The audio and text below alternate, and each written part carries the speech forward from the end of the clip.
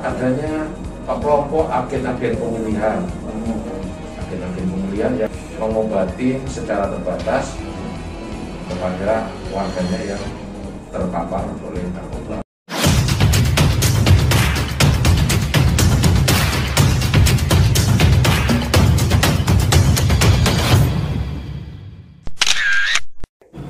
Hai sahabat podcast Seloyo FM. Spesial hari ini kita ketemu lagi bersama dengan BNN, Badan Narkotika Nasional. Dan sekarang kita berada di Kelurahan Slerok. Kita sudah hadir bersama tamu istimewa. Ini satu kebanggaan buat saya, ada Pak Purwo. Selamat datang di Kota Tegal ya Pak ya. Terima kasih. Iya, Pak Purwo adalah Kepala Badan Narkotika Nasional Provinsi Jawa Tengah. Ya, dan di sampingnya Pak Purwo, ini adalah Kepala Bidang Pengelolaan Informasi dan Saluran Komunikasi Publik, Pak Heri Kurniawan SHMHum. Nah, Heri, siapa Heri? Ya, luar biasa, semangat. Semangat. Ini Pak Purwo datang dari Semarang ya Pak ya? Iya. Ini kalau lihat Kota Tegal gimana Pak pendapatnya? Cuacanya biasa ya. Tapi kalau sama Semarang lebih panasan mana Pak? Tergantung di mananya. Kalau Semarang cuacanya di bawah ya panas. Tapi kalau Semarang yang ke atas, mulai Gombe, Jatingaleh, kemudian ke atas lagi di ke arah Gunung Pati itu dingin. Ya, dan kita kenalan dulu ya sama Pak Purwo Cahyoko. Ini beliau lahir di Madiun 16 September 1964 dan lulus dari Akabri tahun 1988. Lalu juga ini dari PT IKA tahun 1997.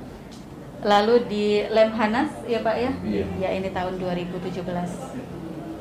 Ya, dan Purwo ini juga pernah di kepolisian. Ini pernah menjabat sebagai Kapolsek, pernah sebagai Kabag Serse Polwil Besuki Jatim, pernah.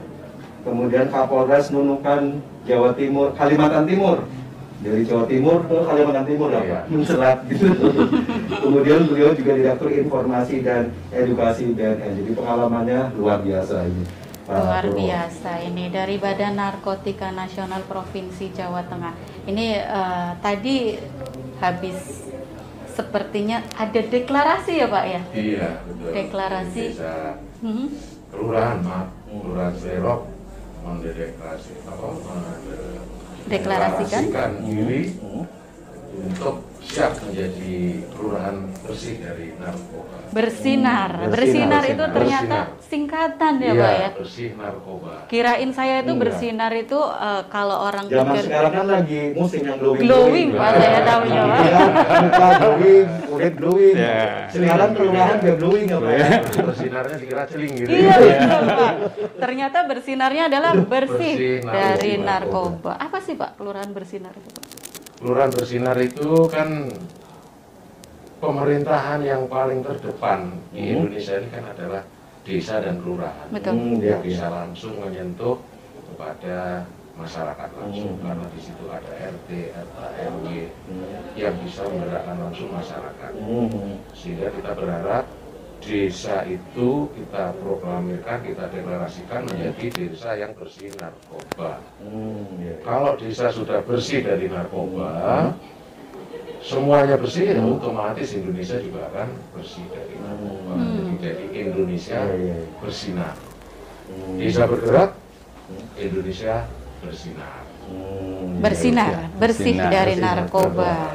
Iya. Baik. Dan jadi kalau berkaitan dengan kelurahan bersinar ini, sebetulnya kenapa sih Pak perlu adanya kelurahan bersinar ini Pak?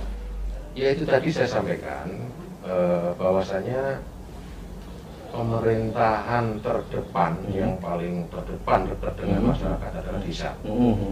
Nah di desa itulah kita wujudkan betul-betul desa yang tangguh, bagaimana dia menghadapi penyalahgunaan dan peredaran gelap narkoba ya, dengan mandiri dari desa itu, oleh desa itu, untuk desa itu. Artinya kita sebagai BNN itu hanya sebagai fasilitator dan motivator.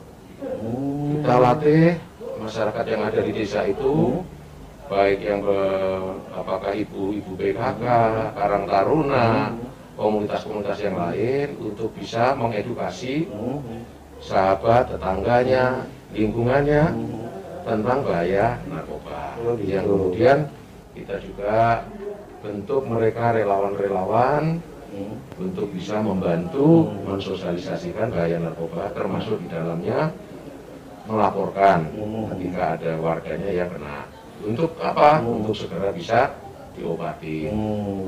Dan juga bisa menanggulangi, mencegah ketika ada transaksi-transaksi narkoba. Oh gitu. Nah, dia melakukan penangkapan, baru diserahkan ke aparat yang bertanggung jawab terhadap narkoba. Oh jadi ini sudah komplit ya Pak ya? Iya. Di kelurahan itu ya? Itu termasuk itu IBM-nya. Iya. Akhir pemulihan ketika ada warganya yang kena, itu diberikanlah motivasi, diberikan perhatian untuk menjauhi dari narkoba, diobati secara terbatas. Tapi kalau mereka lebih perlu pengobatan yang agak tinggi lagi, ya mereka membawa ke BNK untuk ditangani oleh tugas-tugas yang ada di BNK. Itu model-model pelatihannya apa saja sih Pak di dalam pelatihan itu Pak? Kalau yang berkaitan dengan relawan, itu ya kita lakukan pelatihan untuk mensosialisasikan bahaya narkotika. Bahayanya dulu ya? Bahaya narkotika. Kemudian kalau yang berkaitan dengan di bidang pemberantasan, ya, kalau ada menemukan katakanlah ada penjual bandar gitu Pak. Ada bandar, bagaimana nih? Iya. Caranya menangkap, apakah bisa ditangkap langsung, tangkap sendiri, atau perlu lapor ke petugas? Ya, kalau ditangkap sendiri, setelah itu diserahkan kepada petugas. Itu berarti diajari cara menangkap orang yang diajari, itu ya? termasuk memberikan informasi kalau mereka tidak berani menangkap, dia memberikan informasi, nanti diserahkan kepada petugas yang akan mendalami. Tapi kayaknya iya kalau kita nangkap Takut sendiri ya? berani ya. Biasanya kan bandar Makanya dilatih. Oh iya. Dilatih mereka supaya dia berani gitu. Jadi mentalnya gitu Iya. ya? Ada pelatihan mental juga ya? Masuk nanti yang tetangganya sudah kena itu, apakah mereka diobatin atau mereka dilaporkan untuk diobatin oleh BNN atau lembaga rehabilitasi lainnya. Itu memang berarti penting banget yang namanya kelurahan bersinar ya. Jadi ternyata dari setiap kayak agennya, kadernya itu punya tugas beda-beda dan pelatihannya beda-beda. Iya, betul. Dan sudah bersama kita juga ada Pak Heri ini dari Dinas Komunikasi dan Informatika. Pak Heri, kalau misalnya ini kan tadi sudah dijelaskan sama Pak Purwo, perlu sekali memang saya juga setuju adanya kelurahan bersinar ini Pak ya. Nah, yang sudah dilakukan oleh Dinas Komunikasi dan Informatika sendiri ini gimana Pak? Untuk mendukung kelurahan bersinar di Kota Tegal. Oke, baik, terima kasih. Tentunya sesuai dengan tugas dan fungsi serta kewenangan Diskominfo dalam melaksanakan urusan pemerintahan di bidang komunikasi dan informatika dalam mendukung kelurahan Slerok bersinar ini, tentunya kami akan melakukan penyebarluasan melalui diseminasi informasi yang kita miliki dan terutama untuk memberikan sosialisasi, edukasi kepada warga masyarakat melalui penyebaran informasi yang dari diseminasi informasi yang kita miliki untuk bisa memberikan semacam pemahaman kepada masyarakat tentang bahayanya narkoba. Dan ini sudah kita lakukan melalui meskipun tidak secara langsung ya, kita akan tidak untuk dalam tugas penindakan, tapi kita lebih mungkin dalam pencegahan Pak. Ya harusnya kalau orang udah tahu bahaya, ini kan yang disosialisasikan bahaya penyalahgunaan narkoba. Harusnya kalau udah tahu bahaya itu jangan dipakai begitu ya Pak ya.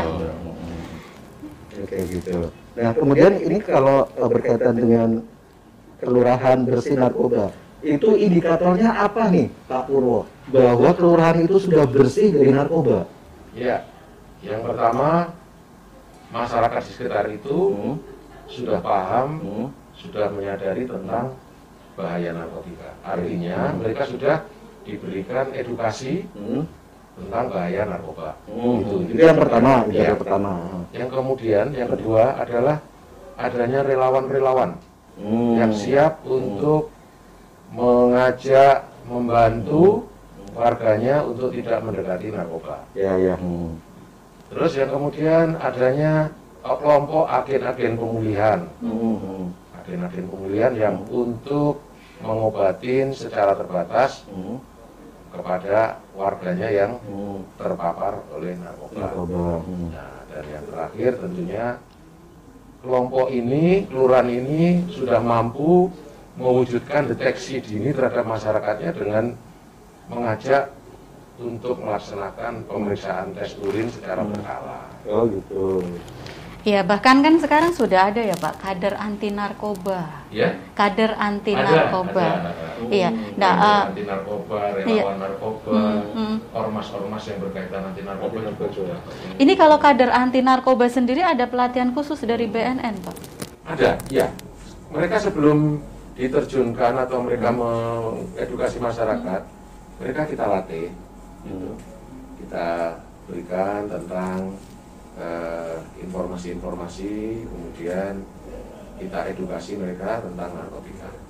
Oke, dan katanya itu siapapun bisa ya Pak? Bisa, jadi kader anti narkoba. Karena di dalam Undang-Undang 35 disebutkan di situ salah satu pasal itu tentang peran serta masyarakat, pasal 104 itu ya. Itu adanya peran serta masyarakat untuk membantu menanggulangi P4GN itu. Oke, ini jadi Anda pun bisa menjadi kader anti narkoba. Kadang kan kita pengen melakukan sesuatu ya Pak ya, seperti kayak masyarakat awam ini pengen berbuat sesuatu, tapi kadang kita nggak tahu mesti ngapain. Iya, caranya gimana? Caranya gitu ya. Iya, dan ternyata bisa salah satunya memerangi narkoba dengan jadi kader anti narkoba. Itu berarti caranya apa, daftar ke BNN di kota setempat atau gimana Pak? Ya silakan nanti menghubungin ke BNK setempat, nanti ada kelompok, bentuk kelompok secara ya kelompok organisasi atau apa ya bentuknya. Silakan nanti ke BNK, Pak kami siap membantu untuk mengajak masyarakat untuk menjauhi narkoba. Barangkali kami perlu pelatihan-pelatihan, nanti kita lakukan pelatihan-pelatihan dan gratis. Gratis, iya. Siap-siap yang mau jadi kader anti narkoba. Ini kan sekarang sudah zamannya canggih sekali ya Pak Heri, Pak Purwo. Semuanya ini bisa dilakukan secara online. Bahkan saya pernah dengar nih Pak, katanya sekarang pembelian atau jual beli narkoba transaksi pun sudah bisa didapatkan secara online. Itu loh, Nik, yang apa yang tembakau itu loh. Itu kan gorila, itu kan pakai online belinya ya. Setelah ketangkep belinya online. Ternyata online. Nah, ini saya mau minta tanggapan dari Pak Heri dari Diskominfo mengenai peredaran narkoba yang sekarang ini sudah menggunakan media online ini gimana? Menjadi apa ya, menjadi khususnya untuk menjadi perhatian kita semua memang bahwa sekarang transaksi jual beli narkoba itu tidak secara konvensional lagi ya. Kalau dulu mungkin antara penjual dengan pembeli ketemu langsung ya Pak. Salah tempel ya. Melalui online ya. Ini bahkan kalau online ini kan tidak terbatas ini. Jadi makanya untuk kita semua terutama dari warga masyarakat, tadi sudah sampaikan ke Pak Purwo, butuh atau kita memerlukan dukungan peran serta masyarakat dalam pencegahan peredaran narkoba ini, karena memang peredaran narkoba ini sudah cukup masif dengan adanya perkembangan pertumbuhan teknologi informasi ini. Jadi menjadi keprihatinan kita sebetulnya untuk perkembangan peredaran juga, termasuk jenis narkobanya ya Pak ya. Jadi kita harus ya mungkin yang bisa kita lakukan bisa memperkuat pertahanan keluarga. Karena dari keluarga kita bisa memberikan ketahanan kepada keluarga anak-anak kita untuk tidak terlalu asik memainkan gadget semacam itu. Jadi itu yang mungkin bisa kita lakukan. Oke. Ya, dan ini berkaitan dengan Kelurahan Bersinar nih. Nah, kembali ke Pak Purwo. Berarti ini kan butuh upaya lebih ya Pak Purwo ya. Artinya kelurahan secara mandiri melaksanakan pencegahan, kemudian juga kelurahan melaksanakan pemberantasan penyalahgunaan dan peredaran gelap narkotika. Berarti ini butuh upaya yang ekstra mungkin ya Pak ya. Itu kalau untuk kelurahan secara mandiri ini mulainya dari mana Pak? Upaya-upaya itu Pak, Kelurahan Bersinar. Ya, itu kita awali dari relawan-relawan itu ya. Yang berarti dari tingkat RT RW ada relawan, apakah dalam bentuk Karang Taruna atau bentuk Ibu PKK. Kalau di sini tadi laporan dari Ibu Kepala Lurah ya atau Lurah sampaikan dari PKK. Karena PKK ini yang betul-betul berkepentingan langsung katanya. Oh iya. Di samping dia memberikan penyuluhan kepada masyarakat ya untuk keluarganya. Emak-emak loh. Ya. PKK luar biasa ya kan ya.